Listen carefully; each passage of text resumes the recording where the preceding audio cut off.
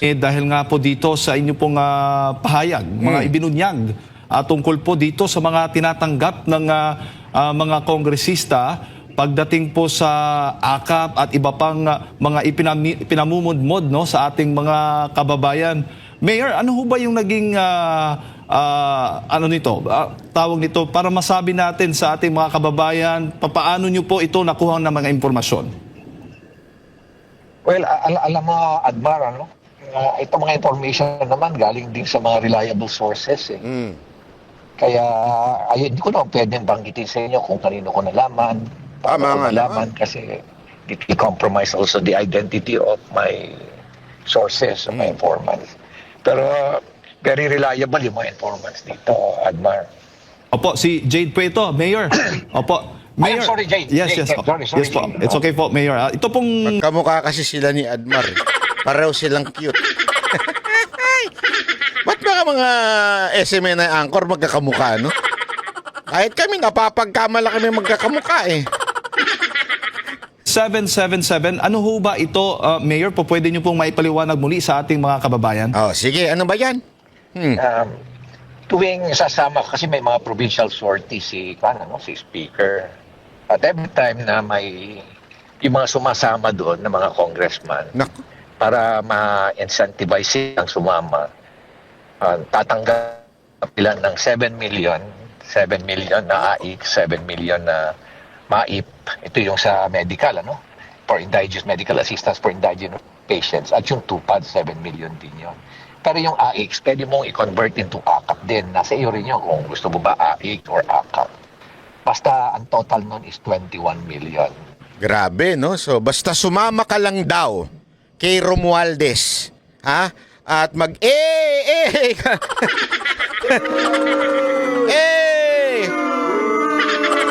pag magaganyan ka lang daw, sabihin, sa madaling salita ho, sumipsip ka lamang kay Romualdez, ha? Papalakpakin mo lamang yung tenga ni Romualdez, meron ka ng 777. May 7 kang AKAP, merong AIX, at meron din yung isa, yung medical, di ba? So, 67 million. Ibig sabihin nun, hindi mo sa tatanggapin po yun, ha? Yun ay maaari mong ipamahagi doon sa iyong distrito. O, ibig sabihin po no, meron ka ng 21 million na panuhol sa mga botante mo. Yan ho yun eh. Hindi mo man mahawakan yun, pero pera ng taong bayan yun, tax natin yun, pero pagdating sa pamamahagi, na andun yung politiko na mamahagi, nagbibigay sila sa mga constituent nila. Siyempre, yung mga constituent, uy, nandyan si congressman, o si Kong Chihuahua, ganun. Namimigay ng AIX, namimigay ng TUPAD, kung ano-anong pinamimigay. Siyempre, ikaw, di ba? Ay, anong gagawin mo? Iboboto mo ngayon to. Bakit? Nakakatanggap kami. Sana nga, sa totoo lang, sana nga buo talaga yung natatanggap nyo. Hindi, malay nyo, yung sa ibang mga congressman o sa ibang mga liblib na lugar, kunwari, nakakatanggap kayo ng dapat ang AIX nyo, ganito, 5,000. Meron nga nag-compute niyan, sabi nila, bakit yung computation parang kulang? Meron computation na ginawa dyan, na kulang. Sabihin, dun sa pinamamahagi, mga 2 milyon lang, yung 5 milyon, dun na sa... Kaya naman pala itong mga animal na to nakakabili ng sports car at saka mga Rolex eh. Di ba? Kasi naman pala, may mga gayaan sila.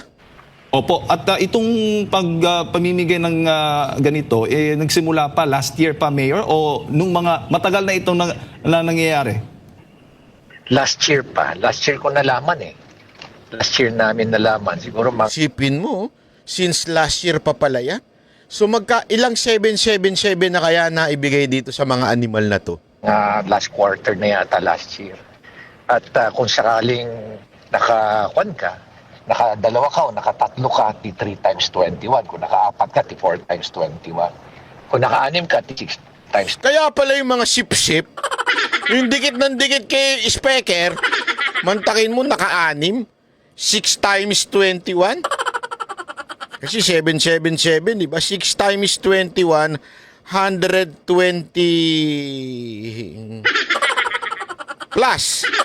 Ay, basta ganun na yun. Kaya pambihirang buhay ere, oh. Di antindi pala. Siguradong panalo ka na niya sa distrito mong yan. Diba? O yun nga lang, kung mauuto mo yung mga Pilipino, kayo mga Pilipino, pauuto po ba kayo? Porket binigyan kayo ng tupad, binigyan kayo ng akap-akap na yan, no?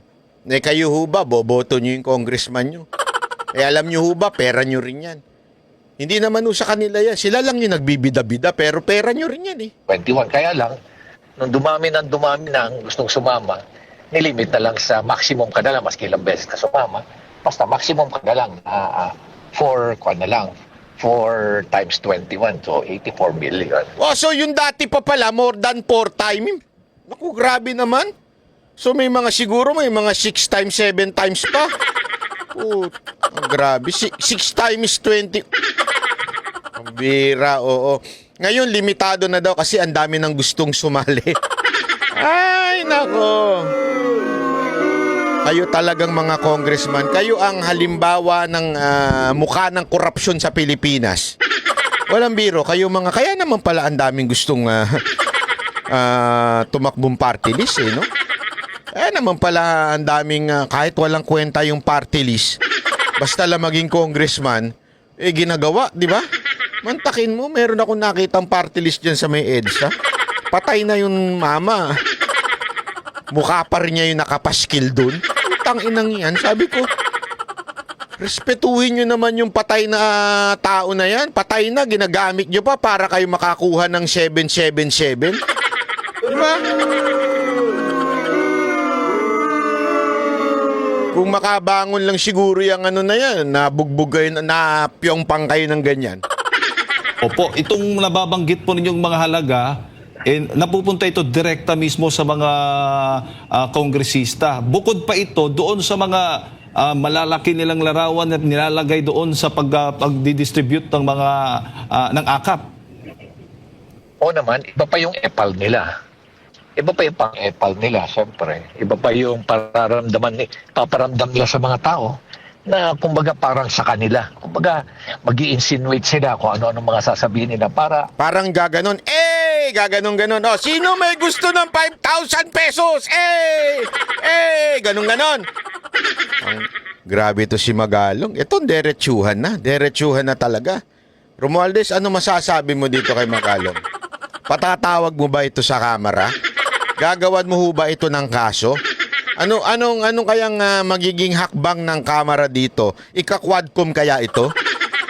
Hindi, ano sa tingin nyo? Kasi, alam mo naman, pag yung mga congressman nagsama-sama, pag nagkaisa-isa yan, yung mga pagmumukha ni Barbers, ni Paduano, ni Abante, si Mr. Google, si Congressman Google, di ba? Pag nagsama-sama yung mga yan, para alam mo kasi sila, pag inatake mo si Romualdez, magsasama-sama yung mga yan.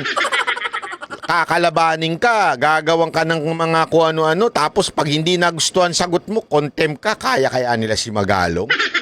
Hindi, sa tingin niyo kaya si Magalong?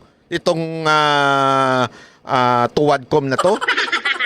Ay, tingnan natin. Mga tao talagang indebted sa kanila. Oo. Tapos, during the... Sige nga, Barbers, sabihin mo nga, fake news ito si Magalong. Sige nga, patawag mo nga. Tingnan ko nga yung lakas ng loob mo. Baka yung lakas na naman ng loob mo, pang vloggers lang ang kaya mo. O, sabihin mo nga, fake news to si Magalong. Tingnan ko kung kaya mong ipatawag o puro ka lang daldal dyan. At ang kakayanin mo lang yung mga vloggers. During the actual na payout, distribution, patuloy, mga kampanya pa. Dadalhin pa nila yung ibang mga kandidato nila para magsasalita muna bago payout. Yung mga tao naman, nababagot na. Ano ba to? Nababagot na sila, syempre. Kasi sa sistema namin, karamihan kami sa mga mayors good governance. Usually, during payout, pupunta lang kami doon for documentation. Pero we usually stay there for about 2 minutes lang. Ang sasabihin lang namin, itong pera na ito galing sa itong pera na to, pasalamatan yung mga katabi nyo kasi yan yung, ang pera na to galing sa mga taxpayers. Sa mga taxpayers, kaya pasalamatan yung mga katabi nyo at sa ganyan sa kanila galing. Kaya thank you for paying your taxes. After that, maalis na kaagad kami. Hindi na kami sumasali doon sa payout. Opo. Trabaho na ng DSWD, yung City Social Welfare o yung DOLE. Yun ang trabaho nila yun. Sa kanila na yun. Very efficient naman nila. May sistema naman na maayos. Kaya lang kung minsan nakikipag-away pa itong mga congressman kasi pinagsasabihan din sila ng DSWD. Grabe ho yung binunyag ho ni Magalong dito sa dulo, kaya panoorin nyo ito hanggang dulot. May sasabihin ako sa inyo sa dulo. At yung DOLE na bawal. Pero ini-insist pa rin nila na hindi, kami ang magawa. Kaya siyempre, hindi naman makaimik yung mga bata. Kaya, kumbaga, tolerance na lang. Oh, yun ang malungkot, Mayor, dito nga po sa ibinunyag po ninyo. Dahil lumalabas nga sa survey, maraming nagsasabing na naghihirap na sila. Yung ilang mga kongresista, marami, kung hindi man ilan, na kumukuha ng pera ng bayan. Mayor, gaano ba kahalaga? Paano ba natin ito mai-correct, maiwasto na yung ating mga kababayan ay hindi sila maniniwala doon basta-basta o kikilatisin nila itong mga kongresistang ito na kanilang iboboto lalo na eleksyon ngayon? Pero kailangan malaman ng taong bayan na ganito yung scheme nila. Hindi pa yan ang ginagawa nila. Pag distribution, kukunin pa yung mga cellphone numbers, kukunin nila lahat, ililista lahat yan. No? Para pagdating na ng election, ite-text nila. Ganun eh. Ang sistema talaga para kunin lahat yung mga personal information about a particular beneficiary. Lalo-lalo na yung cellphone, kukunin nila lahat yung para ite-text nila. Kausap ko naman yung mga sources na gumagawa niyan, kaya sila mismo nagkwento sa akin. Talagang kailangan ng taong bayan malaman nila na ito ba ang gusto niyong sistema na... Ang kapal ng mukha, kinukuha pa yung cellphone, para talagang i-text, Naghahanap pa kayo ng way para makampanya, Garapalan talaga itong mga animal na to. Pinapaasa na lang kayo instead na livelihood program. Tuturuan kayo para kapag hanap buhay kayo, para maging sustainable siya, long term, ang impact. Hindi na lang aasa ka na lang sa ayuda. Ang masama pa, yung ayuda, palalabasin pa nila na parang pera nila. Pangalawa, sa ngayon, panahon na to, yung palang nilalabas nitong mga tiwaling, mga corrupt na politician na to, hindi pa nila nilalabas yung mga ninakaw nila, yung mga yung mga porsyento nila, hindi pa nila nilalabas yung... May ninakaw pa. Tama. Ano kaya itong ninakaw? Tingnan ninyo kung sino itong congressman na ito, Yung tinutukoy niya ditong magnanakaw, Kayo na lang mag-comment dyan sa baba kung sino yung congressman na to. Ito palang nilalabas nila, itong mga ayuda na ito na galing nabigay sa kanila. No? Yung mga ninakaw pa nila, marami pa sila dyan, kontraktor pa. Nako, kontraktor! Kilala nyo na kung sino yung kontraktor na yan, di ba? Papangalanan pa ba natin yan? Nako po, kilala na ho yan. Supplier pa. Kontraktor na supplier pa. Ano ba yan? Supplier ba yan ng laptop? Supplier ba yan sa Parmali? Ano ba yan? Sino ba yung mga sinasabi mo, Mayor Magalong? Yung mga tatlo na triple whammy na May porsyento na, sila pa yung contractor. Sila pa yung supplier. Naku po, triple whammy na. Kaya naman pala ang yaman. Kaya ang balita ko, bumili ng jet. Mantakin mo, contractor ka na, supplier ka pa, tapos pumuporsyento ka pa. Triple whammy nga. Tapos, lagi ka pang kasama sa sortie, so mininakaw ka na, as ininakaw mo na yung pera, kasi contractor ka, supplier ka, may percentage ka. Tapos, ninakaw mo na yung pera na yan, mantakin mo, meron ka pang pinamimigay na ilan? Ilang milyon yun? Siguro, mababa na siguro 100 milyon na pinamimigay mo at sasabihin mong, ako ang pag-asa dito. Ako ang buhay ninyo. Di ba? Puro ako. Kaya isipin nyo na lang kung gaano katindi na yung sistema. Ganyan nakakorap yung sistema, hindi na lang tayo himik. Tatahimik na lang tayo. Eh ano, 5 years from now, 10 years Wala from na. now, Ubus na, Mayor, ang ating pera. maghihirap. Wala na. Mga bata ngayon, mga generation ngayon. Yung mga future generations natin or young generations today, sila maghihirap. Saan pupunta pag nagkagulo? Saan pupunta itong mga kongressista? Sino unang lalayas sa ating bayan? Sa tingin nyo, sino unang lalayas? Nag-uurahan na pumunta sa airport para makaalis na kagad. Walang iba ko hindi yung... Nako, meron nga akong balita eh. Hindi ko na lang sasabihin sa inyo pero... Tanginan tong congressman na to eh. Kupal to eh. Hindi, walang biro. Kupal ho talaga to. Ha? May balita ako eh. Nalaman ko ito dahil dun sa... Nako, dun sa abogadong kausap ko. Alam mo ba, itong si Congressman Toot. Congressman Toot. Eh meron ng biniling bahay yan sa ibang bansa, sa Switzerland. Para pagka siya ay, kasi marami ng kaso itong kinakaharap daw eh. Kasi kakasuhan din ito nung abogadong kakilala ko eh. Kasi mahilig magkaso to, kakasuhan din nila ng pagnanakaw.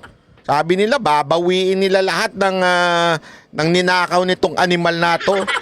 Kaya bumili daw ng bahay ito sa ibang bansa para doon na daw tatakbo ito eh. Oo, walang biro. Oh, naku po, sino kaya ito? Pangalanan nyo nga o kilala nyo? Marami na rin silang naipon at naipundar sa ibang lugar. Ano? Nakabili na ng mga bahay doon. May tatakbuhan na sila. Sino maghihirap? Kilala ko kung sino yan, ha? Wag nyo akong nako. Wag nyo akong piliti sabihin kung sino yan. Pero ako, hula ko, kilala yan ng aking mga subscriber. Uy, speaking of subscriber, mga kababayan, konti na lang, I think, check nga natin. Ano na lang, 3,000 na lang. At magwa 1 million subscriber na tayo. Beke naman. Ipa-New Year nyo na sa akin yan, ha? Regalo nyo sa New Year. Baka naman pwedeng sabihan nyo yung mga friendship nyo. Uy, subscribe naman kayo kay Banat Bayo para hindi kayo banatan. Hindi, biro lang. Subscribe naman kayo kay Banat Bay kasi siya ang isa sa mga naghahatid ng tunay na balita sa Pilipinas. Marami naman dyan, yung iba nga lang fake news. Pero marami ho dyan na naghahatid ng balita. Yung mainstream media, wala na, di na natin maasahan yan. Pero sana ho, mag-subscribe po kayo at i-share nyo na rin ho itong channel na ito. Tayo na pinaasa nila, tayo ang may iwan dito, tayo maghihirap, tayo Yun talaga yun. Yung mga yan, lalayas lahat yung mga yan. Tama si sir. Nakakalungkot isipin. Opo. Mayor, dapat ba na ano ba bahagi ba talaga ng papel ng mga kongresista na sila ay magnakaw? Andoon Siyempre. Kala ko yun ang tanong eh. Sorry naman. Sa pagdidistribute ng AKAP, hindi ho ba ito'y trabaho ng local government unit at mismo yung LGU yung nakakaalam sa kanilang mga nasasakupan? Dapat ganun na sistema, Jane. Dapat ganun talaga sistema. No? Ibigay sa DSWD o kaya sa DOLE and then let DOLE and DSWD sila makipag-coordinate sa local government unit. Yung local government unit naman, dapat yung local chief executive, huwag pakialam. Tabihan lang niya yung city social welfare niya o kaya yung kanyang peso dahil they know better kung sino. At huwag siya makikialam, huwag siya mag-i-influence kung sinong bibigyan. Ganun dapat ang sistema. Una-una, klarong-klaro naman sa ating konstitusyon. Ano ba ang trabaho ng mambabatas? Hindi ba? Magnakaw. Hindi ba? Hindi ba yun? Kala ko yun ang trabaho ng mga congressman, magnakaw eh. Hindi pala yun. Gumawa pala ng batas. Kala ko yun eh. Gumawa ng batas. Yun lang. Paano ngayon na nangyayari na pagdating sa ayuda, sila yung nagdi-distribute? Sila pa ang kumukuha lahat. Na-allocate pa nila during the budget hearing. Pati sa BICAM pa. Dadagdagan pa nila para sa kanila. Pangalawa, pagdating sa infrastruktura, nandun uli sila. Nandun uli sila eh. At nakikialam uli. Ako nga, mismo ako, nakikita ko, yung district engineer, Ah. isipin mo, humingi ng approval sa congressman. Saan ka nakakita ng ganun? Bakit humingi yung district engineer? Saka ko na-realize, alam ko na kung sino namimili ng mga district engineer at mga regional director. Hindi Ako, sinabi ni Pangulong Duterte yan. Sino yan? Kung maaalala ninyo, meron daw isang congressman na pinapalipat-lipat niya yung isang DPWH district engineer kung saan meron siyang proyekto, kung saan meron siyang contractor.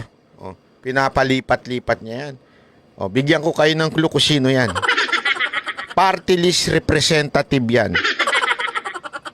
Yan po ay gumamit ng isang sikat na party list ng isang sikat na pamilya.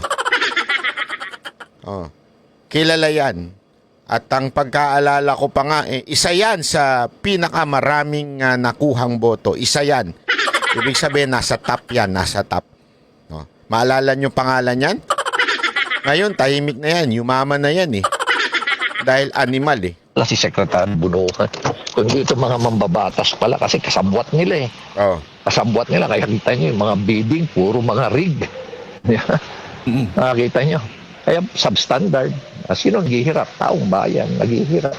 Sayang yung pera. Yan yung tinatawag na kaya substandard, kaya ho nagkakabaha-baha dahil palpak. Pag bumaha, nasisira ho yung flood control. Oo, ano ho yun eh. Meron naman po talaga silang proyekto. Yung flood control, pero yung flood control hindi ho pwedeng mabasa. Kasi nga substandard. So dapat tagtuyot lang gagamitin. 'Di ba? Gago! Ganun ho ang mga proyekto. O di kaya yung kanilang mga nilalagay-lagay sa bridge, alam mo yun, nasa gilid. Meron yan eh. Dinipine din ni Mayor Magalong yun, yung nasa gilid. Nilalagay yun pag kurbada, yung karsada. Parang yun eh. Pero kahit hindi kurbada, nilalagyan din nila. O, di ba? Kasi nga, malaki ang kickback doon. So, ang masama pa, sila pa yung kontraktor. Tapos palalabasin nila na akala mo inosente sila. Pero kamag-anak pa nila, mga anak nila, asawa nila, mga in-laws nila. Yan. Kaibigan!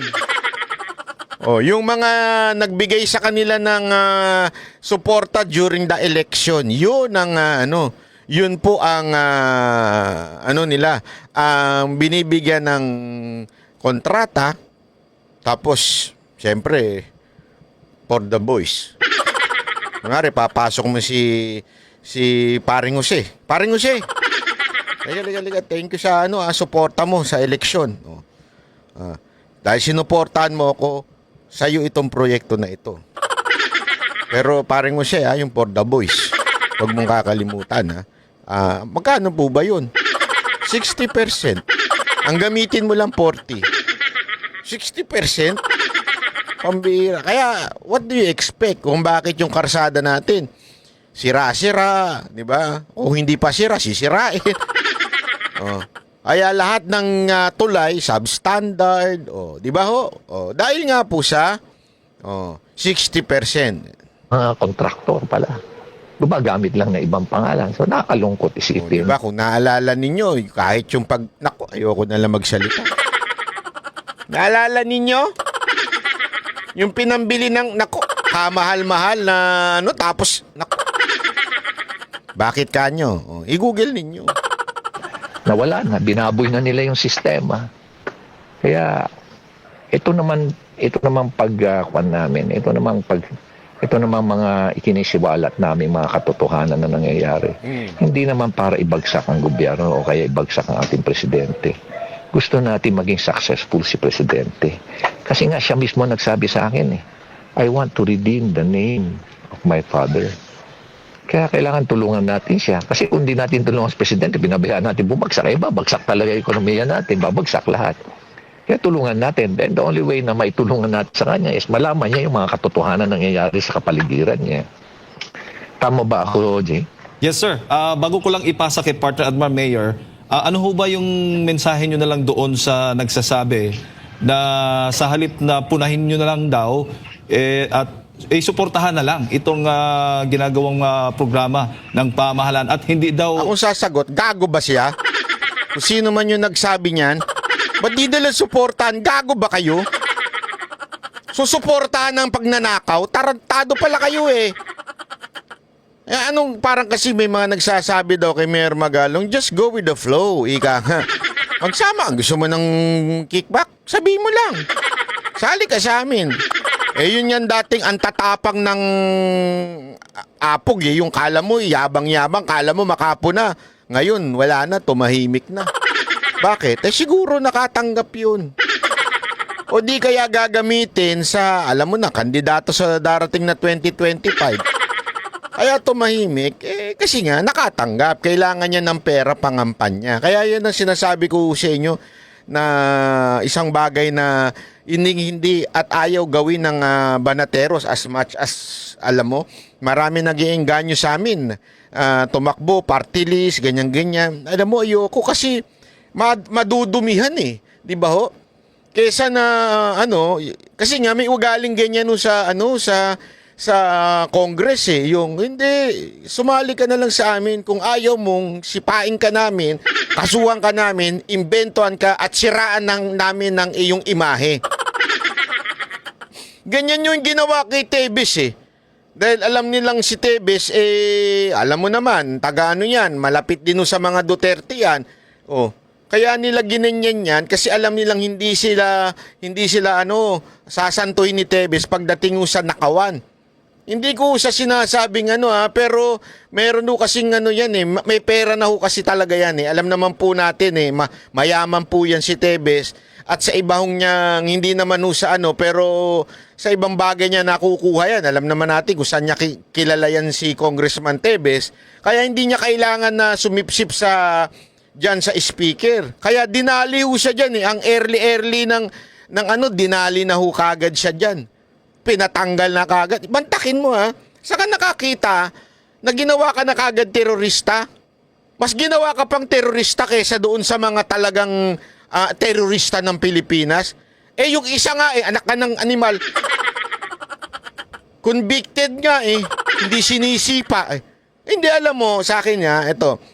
Kung talagang seryoso sila na may kasalanan nito si Tebes, ito nga si Tebes puro akusasyon lang. Wala pang napatunayan. Ito, convicted na, hindi pa tanggalin. Anong tawag mo doon?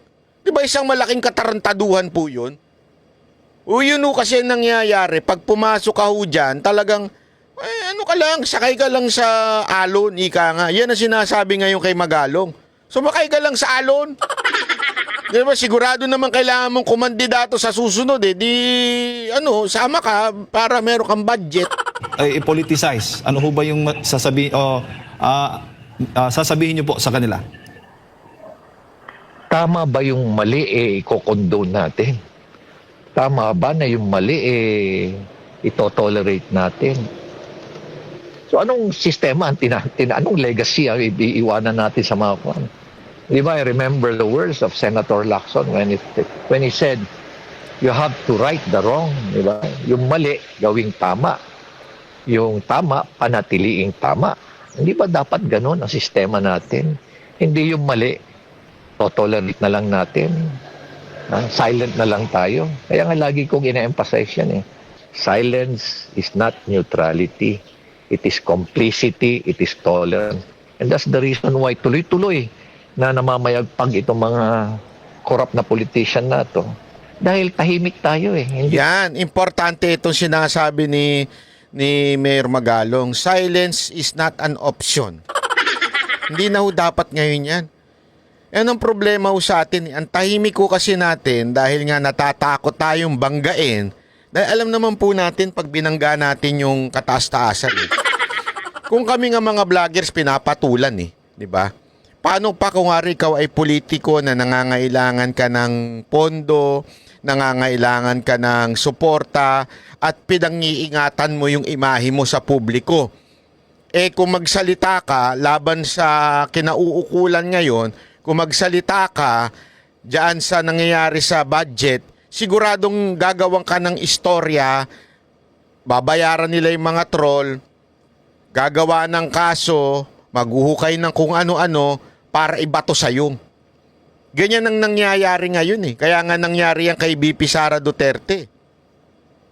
Dahil alam nila makakalaban nila, talagang binato ng binato kahit wala na sa ulirat, kahit wala na sa batas, ika nga, nilapastangan ng batas. Para lang, isipin mo eto na nga lang simpleng-simple. Sa dami-dami ng confidential funds sa lahat ng departamento, bakit si VP Sara lang ang tinanong? Confidential funds yun and yet, alam naman natin confidential dapat yun. Pangalawa, ang sabi ng COA, malinis naman, maayos naman. Bakit pinalalabas nila na sinabi ng COA na may discrepancy? O di ba isang malaking katarantaduhan? O. Tapos, dahil hindi nila matarget yung tao, lahat ng tauhan, ipinakulong. Para talaga magalit si VP Sara Duterte. O. Ganun talaga yung ginawa. Kaya marami ring natatakot o tahimik na mga politiko. Kaya ngayon malalaman mo yung mga akala mo at tapang ng politiko. Ang dami dyan. Gusto nyo pangalanan ko? Yung mga advocate dyan ng utang. Kaya huwag kayo maniniwala dun sa mga matapang kuno na politiko o kaya dating matapang na may mga advocate. Ayoko na lang magsalita eh. Bakit ngayon hindi nyo kayang magsalita? Kunwari, pinaglalaban nyo yung mga simpleng mamamayang Pilipino, pinaglalaban nyo yung mga riders. Pero ngayon, pag nanakaw ito sa taong bayan, ang mga tinatamaan dito, yung mga riders din na mga na nagbabayad ng tax. Ba't hindi kayo nagsasalita? Pera siguro ang dahilan. Kakandidato kasi kayo. Yun ang siguro Ay nagsasalita eh. Kaya nga, silence should no longer be an option here. Kailangan magsalita tayo. Tama yan. Otherwise, aabusuhin tayo ng aabusuhin. Talaga. Alam mo, Kaya nga alam nyo mga kababayan, sama-sama tayo sa January 13. Kahit ako hindi po ako taga-Iglesia ni Cristo, ako po'y sasama dyan. Ako po ay pupunta dyan sa January 13 para makiisa. Hindi ako organizer, hindi ako ano yan ng iglesia. Pero ako ay pupunta lang doon to show my support. Para ipakita ko na, alam mo yun, hindi na tama itong nangyayari. Jay, ngayon na nandito ako sa politics, ngayon ko lang nalaman na kakaunti lang pala ang politiko talaga na sincere. Correct. Sincere. Karamihan ng mga politiko kaya tumatakbo. Dahil dun sa acronym na MAP. MAP. Akala ko APT. Apate. MAP pala. Naiba yung dinig ko. Akala ko apate. Masarap ang posisyon, masarap ang power, at higit sa lahat, masarap ang pera. Kabit. Akala ko. MAP. Masarap ang posisyon, masarap ang power, at masarap ang pera. Kala ko masarap ang P din. Ano yon? Masarap ang P. Anong P? Pechay. Masarap naman talaga ang pechay Gago! Totoo naman! Favorite ko kaya yan, lalo na pag may giniling. Masarap ang pechay. Sus! Yun lang yun Yun lang naman talaga incentive nila. Kaya kita mo, nandyan kung ano-ano na lang ang sistema para manatiling sila. Ginagawa nilang magastos. Magastos ang eleksyon. Para sila lang. Kasi yung iba namang kandidato, wala namang kakayahan. Kaya dito sa Pilipinas, mananalo ka lang kung may pera ka. Yo, Maswerte lang ako na tumakbo ako rito sa Baguio dahil artist sa Baguio, maski may vote buying, hindi nananalo, yun ang bumibili. Pinipilit pa rin na, it never succeeded. Sana ganun na ganun pa rin ang Baguio. Manatiling ganun kasi kukunti na lang ang syudad o sa kunti na lang ang locality na ganyan sa buong Pilipinas. Tama. Mayor General, magandang umaga si Admar Admar. Parang hawig mo yung nasa kaliwa. Biro lang, Admar. Biro lang. Ha? Lando po ito. Sir, Yeah, Admar, good morning. ano pong masasabi niyo rito? Kasi meron tayong existing, matagal na ayuda program na may matino talagang guidelines, no? Itong 4Ps, no? Talagang pinag-aralan ito. Meron din itong batas at kung pagbabasahin mo may sistema, kumbaga. Binawasan po nila ng pondo. Sinasabi po, binawasan nila ng pondo at inintroduce nga itong mga bagong mga ayuda. Sa tingin po ninyo, dapat na gawing kagaya sa 4Ps itong mga ayuda na ito para makita talaga kung meron nga bang patutunguhang tama at merong mapanagot kung mali ang implementasyon. Kasi dito sa 4Ps may mga guidelines. Paano naman kung magkaroon ng anomalya sa pamamahagi ng iba pang klase ng ayuda na hindi kagaya sa 4Ps, yung talagang maraming mga guidelines po, Mayor? Thank you, Admar. You said it right, Admar. I completely agree with you. Nandyan naman yung programa. Ito nga ang contradiction dyan di ba? Nakita mo ba yung latest na self-rated poverty natin ngayon for Opo, December? 63%. It's at 63%. I believe sometime in September, it was at 59%. So, ibig sabihin, marami nakakaranas ng hirap. Tapos, binawasan mo. Tapos, nilagay mo sa isang programa na AKAP na wala pa palang guidelines. Pero, last year, nagdi-distribute na. Di ba? Only to find... Grabe, no? Mantakin mo, ha? Ito, matindi dyan, Wala pa palang guidelines. Bago lang yung guidelines na nilabas. Pero nakapag-distribute na sila. So, anong ginagawa nilang guidelines? Guidelines ni Romualdez. Yun ba? Siya na ba nagbibigay ng guidelines ngayon? Mantakin mo, DSWD, wala pa pala kayong guidelines, just namimigay na kayo. Note na pinagati-hatian lang pala nila yung AKAP. Nakakalungkot isipin na nandyan naman yung 4Ps. Maayos naman yan. May monitoring yan. Kaya nga natakikita natin, may nag-graduate na 4. Siyempre, hindi pwede. Pagka merong proseso, merong standard kung paano ipamigay, hindi makakadukot. Kaya kailangan yung medyo yung wala ba sa hulog, ika nga. Kasi pag walang proseso, doon maaari kang makapitik. Di ba? Kaya doon ka maaaring makabulsa o di kaya makagawa ng hindi alam mo yon, hindi makaka-benefit talaga sa tao kung hindi makaka-benefit ito sa mga mismong namimigay, mga kongresista. O kaya doon tayo sa walang sistema. Is dahil nga inaalalayan, may sistema. Tama ka Maayos ang sistema, may monitoring system. Pero hindi ko talaga maintindihan bakit mo babawasan yung DSWD, yung 4Ps program at ilalagay mo sa AKAP. Obvious na obvious, iisa lang ang kanyan. Maniwala ka sa akin na next year, kukunti na lang ang AKAP, AX. Bakit ngayon nila nilagay? Kasi election year. Yun talaga yon, election year na So alam mo naman, pagka-election na, kailangan ng bilhin ng boto, ika nga, legalize vote buying. Sabi nga ni VP Sara Duterte, legalize vote buying, walang iba ko hindi itong AKAP. Kaya diyan mo lang malalaman talaga na election para sa kanila lang. Pag-ati-atihan nila lahat. Kaya nakakalungkot talaga Ay, ngayon, tanong ko uli, mananatili na lang ba tayong tahimik? Ayun! Bayaan na lang ba nilang natin na inaabuso na lang lagi tayo? Ayun! Mayor, ang self-rated poverty na survey ng SWS, nabanggit mo nga 63%. Ito ba'y patunay na hindi naging epektibo itong mga kaliwat ka ng pagbibigay ng ayuda? Lalo na mula Marso 2024, nasa 48 yata tayo, 40 plus. Tapos ngayon, nasa 63% pinakamataas sa nakalipas na 21 years po, Mayor. Ito ba'y patunay na hindi talaga epektibo itong pamamahagi ng ayuda? Well, it is one of the manifestations. Alam mo naman kasi dapat there's always a science. There should always be a science behind it. Bawat to analyze, 'di ba? Kaya nga may tinatawag na analytics eh. You have to base your decisions on data.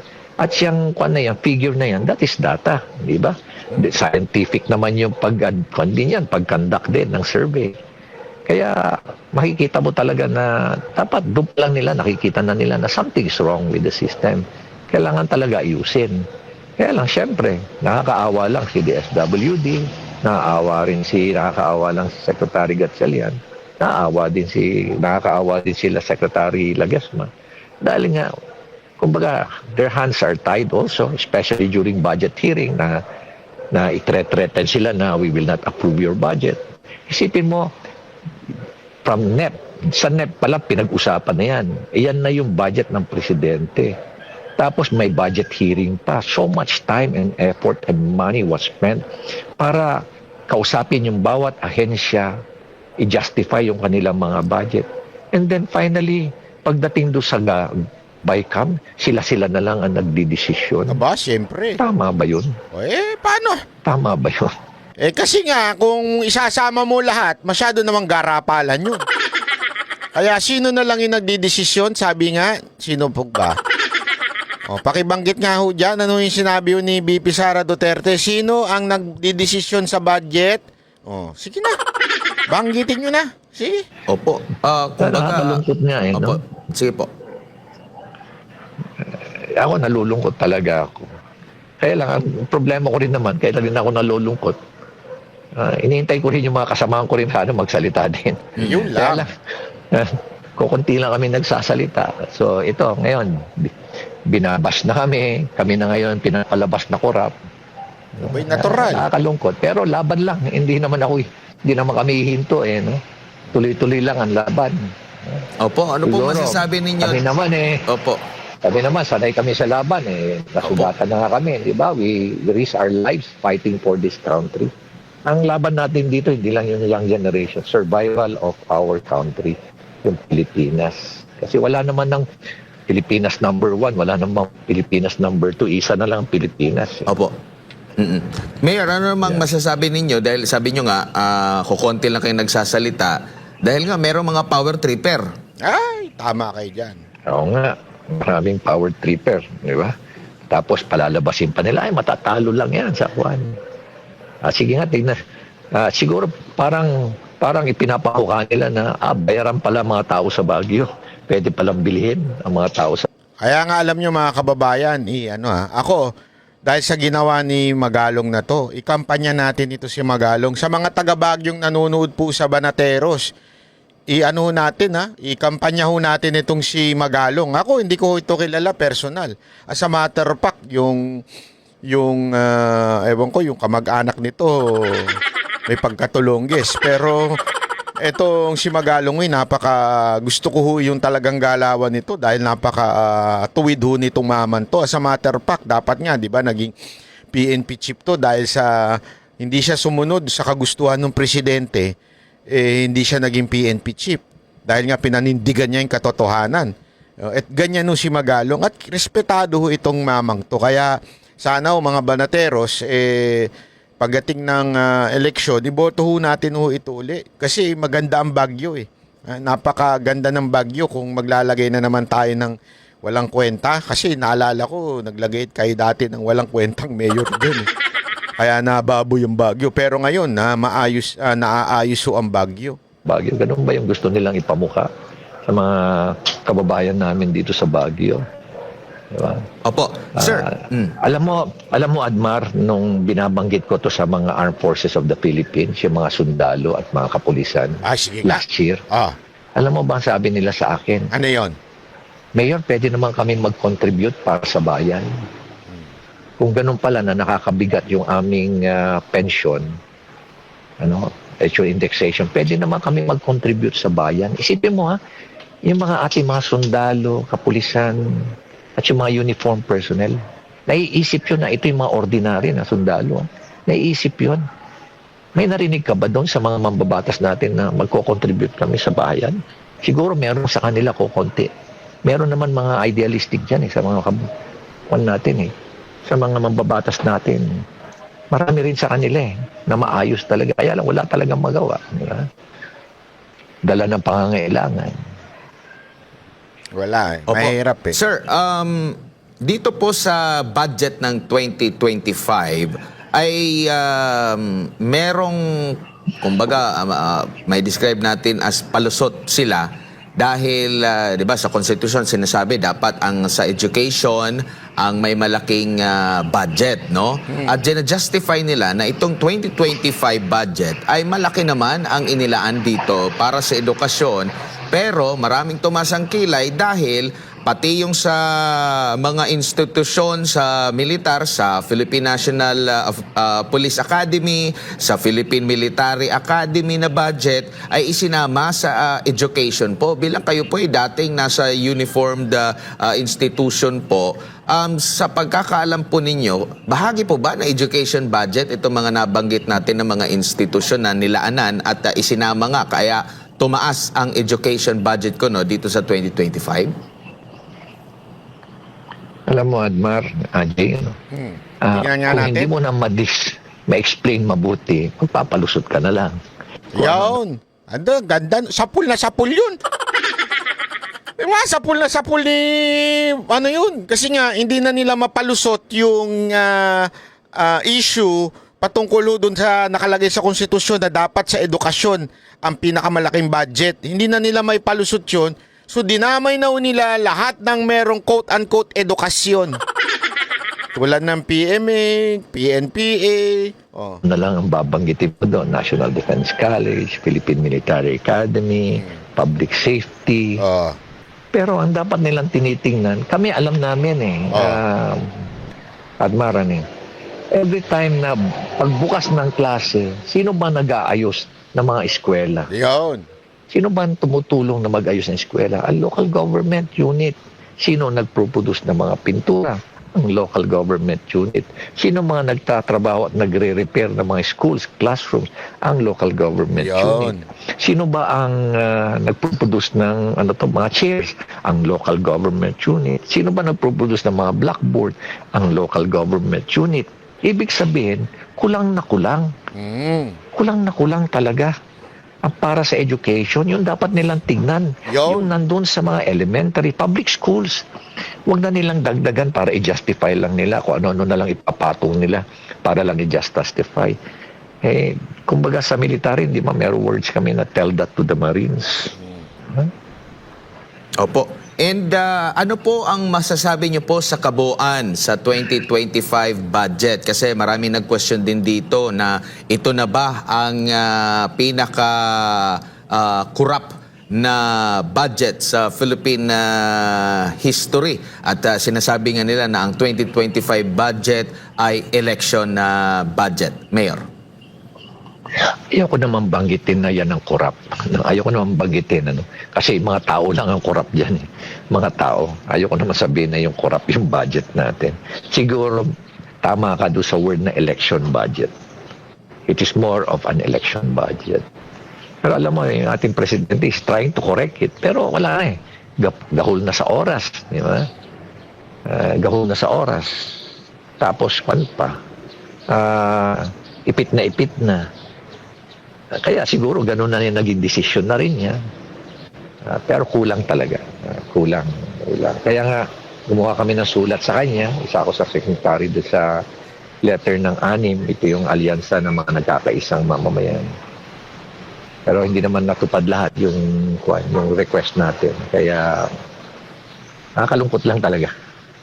Opo. Sir, ang COMELEC po, Commission on Elections, ay inaprubahan, no? Hindi nakasama sa spending ban during election period itong iba't ibang mga ayuda program. Kabilang na po dyan yung kontrobersyal na AKAP sa... Grabe, no?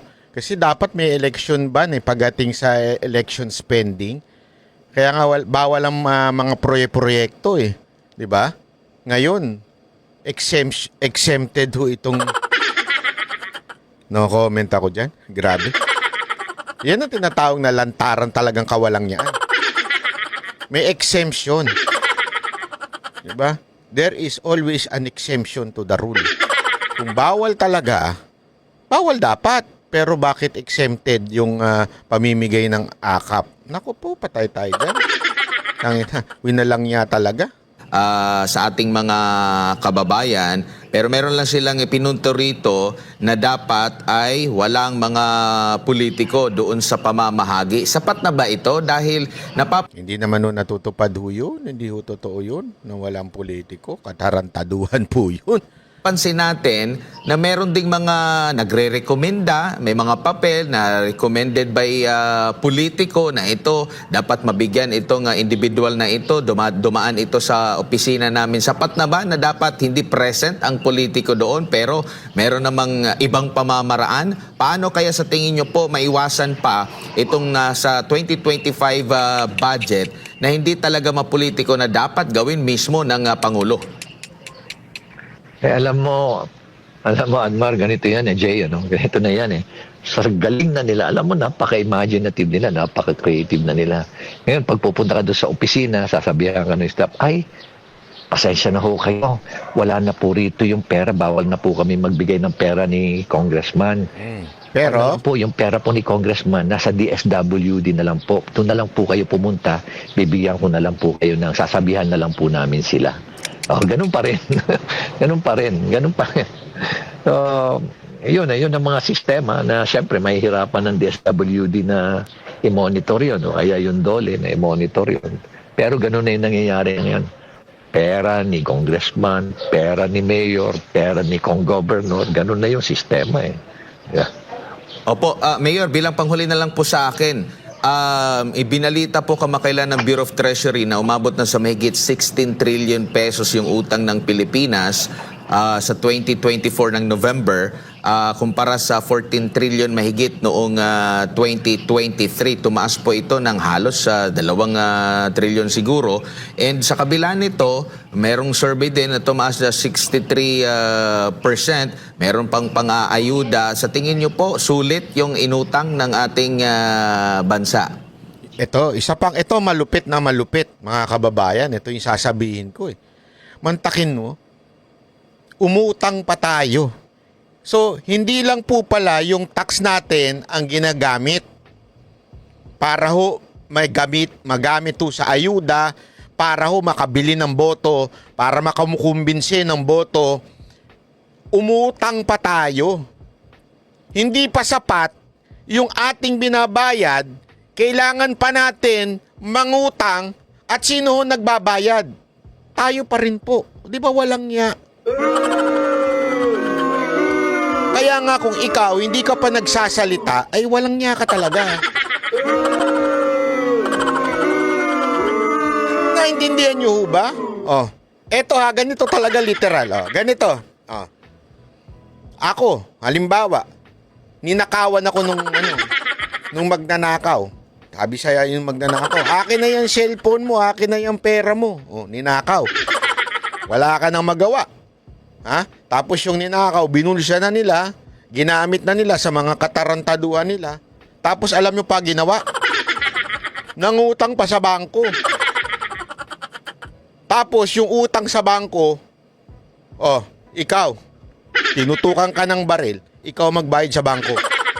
Ganon ang ginawa sa atin. Kinuha na yung tax natin, ninakaw na nila, binulsa na nila, o kaya gagamitin nila para makakumbinsi sila na iboto sila uli. Tapos, umutang pa para lang merong may dagdag sa panunuhol sa taong bayan. Sino magbabayad nun? Sila ba? Hindi, tayo. Ganun nung kawalang niya itong mga opisyal natin sa gobyerno.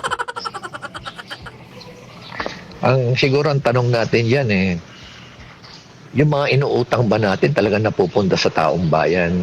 Napupunta ba talaga sa proyekto? Napupunta sa programa? Di ba merong ang lumalabas na 20% of the budget goes to corruption.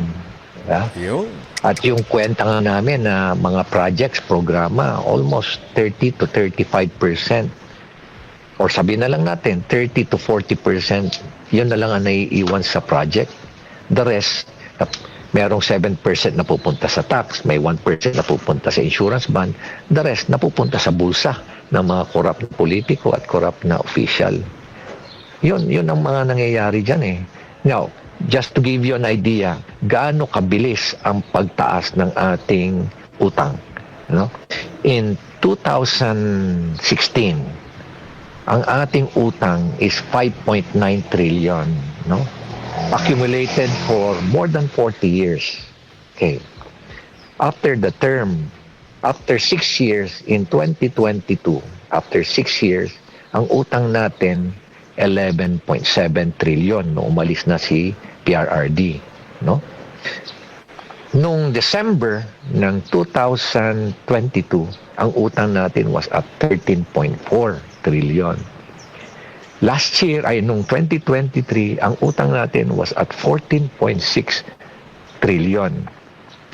Nung 2024, ang ginawa nilang projections sa 2024, ang utang natin by the end of 2024 last year is 15.38. That was the projection of the Department of Budget. Pero sometime in the last quarter or at later part of the third quarter of 2024, they changed yung kanilang projection. Nilagay na nila na 16.06 trillion na ang utang natin. No? Pero lumalabas na baka mas mataas pa dahil nga hindi pa na-factor in doon yung mga series of mga bagyo na dumaan, di ba? Ang projection nga nila nung pinoject nila yung 16.06 trillion this year, next year, ang projection ng Department of yung Bureau of Treasury was 17.58 this year. 17.38 ba o 17.58? Something like that. Pero malamang tataas na. Kaya kung titignan mo rin, magkano ba ang binabayad natin every year? Okay. Ano? Lang sa interest. In 2023, ang binayaran natin for our debt service interest lang, walang bawas sa principal, was 582 billion. Last year, ang inalat ng SAGAA noong 2024, makikita mo SAGAA yun eh. SAGAA naman, yung automatic appropriation, makikita mo doon, debt service interest. Last year was at 670. Grabe. So that's an additional 90 billion. Wow. Pero lumalabas na hindi lang 670 billion ang binayaran natin last year. Mas mataas pa. Kaya nga, ang nilagay nila ngayon sa GAA for debt service, itong year na to, for 2025 is around 877 billion. Wow. Now, Billion yan ha, billion. ang babayaran natin para mabawasan natin yung utang, yung principal. Last year, based dun sa computation nila, we have to pay 1.241 trillion pesos Grabe. para mabawasan yung principal. Pero Ubus na talaga ang pera ng bayan. Ubus na talaga ang pera ng Pilipinas. Grabe ho makagasta. tingnan mo doon sa GAA ng 2024, nowhere can you find at 1.241 trillion. Kasi wala tayong perang ganon. Kaya ibig sabihin, patong lang ng patong yun. Every year, utang tayo ng utang, bulsa naman ng bulsa. Ito mga corrupt na politician, corrupt na government official, palakpak naman sila ng palakpak. Pag nagkagulo, nag-uunahan yan, nalalaya sa ating bansa. Grabe.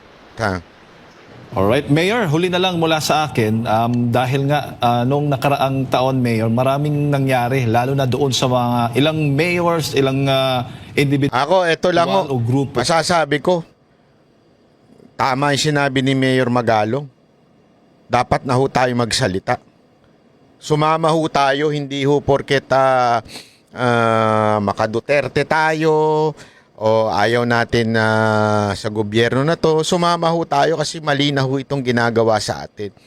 This is no longer a fight between politician and politicians. Hindi ho. Ito po'y laban na ho nating mga ordinaryong Pilipino laban sa mga magnanakaw na namumuno sa atin na pwersado tayo magbayad ng tax, pwersado tayo magbigay ng tax. Bawat pinapurchase natin may tax. Napupunta lamang po sa wala. Napupunta lamang po upang sila ay maiboto uli at makapagnakaw uli. Mantakin mo. Meron na silang ninanakaw through sa contractor sila, supplier sila, pumoporsyento pa sila, tapos yung mismong pinamimigay nila sa tao ay nakaw din. Ganong katindi ho ang nangyayari sa Pilipinas. Ano, hanggang kailan na lang ho ba? Ano to, pahayaan na lang natin? Pag ano na natin ito, hayaan na natin hanggang maubos ang pera ng Pilipinas? Kawawa na ho tayo, lubog na po tayo sa utang. Ang mga bilihin ng mahal-mahal na. Hindi na ho natatama ho yung mga pamamahala sa atin, and yet agree lang tayo. Bakit? Ayaw natin ng magulong buhay, gusto lang natin tahimik. Hindi ho ganun.